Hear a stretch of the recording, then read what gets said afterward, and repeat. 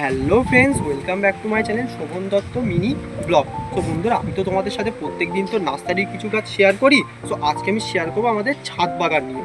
তো বন্ধুরা দেখো, এখানে দেখতেই পাচ্ছ আমাদের ছাদ বাগানটা কতটা অপরিষ্কার হয়েছিল। এই ছাদ বাগানটাকে আমরা খুব ভালো করে পরিষ্কার করলাম। এখন দেখতেই পাচ্ছ ছাদ বাগানটা খুব প্রপারলি পরিষ্কার হয়ে আছে। তো আজকে পরিচয় করবো আমাদের শীতের কিছু গাছের সম্বন্ধে।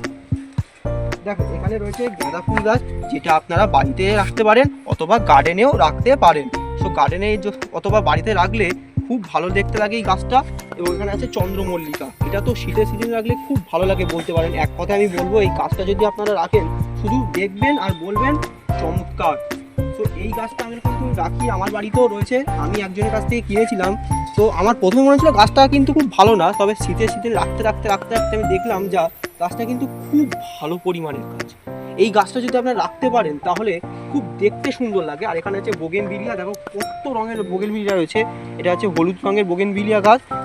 আর এখানে আছে ডিপ পিঙ্ক। আর আমার এই ডিপ পিঙ্কটা কিন্তু খুব ফেভারিট একটা গাছ। আর এই গাছটা কিন্তু রাখলে আপনারা বলতে পারেন এত সুন্দর দেখতে লাগবে শীতের সিজনে। গাছটা আপনারা বাড়িতে রাখতে পারেন বা গার্ডেনেও রাখতে পারেন। এটা রাখলে কিন্তু বেশ সুন্দর দেখতে লাগে। আর এই গাছটাকে যদি আপনারা রাখেন তাহলে মনে হবে আপনারা যেন স্বপ্নের একটা জায়গায় বাস করছেন এই গাছটা নিয়ে। দেখো, এখানে হচ্ছে আমাদের লঙ্কা গাছও আছে। দেখো কত লঙ্কা হয়েছে, দেখুন কত পরিমাণ লঙ্কা হয়েছে। আর এখানে হচ্ছে অ্যাডিনিয়াম। এই অ্যাডিনিয়াম গাছটাও যদি রাখেন শীতের সিজনে খুব ভালো হবে। কিন্তু আমি রিকোয়েস্ট করবো আপনারা হয় বোগেনভিলিয়া নইলে গাঁদা, না হয় চন্দ্রমল্লিকা রাখুন। এটা কিন্তু শীতের সিজনে বেশ সুন্দর ফুল। সো আজকের ভিডিওটা এই পর্যন্তই।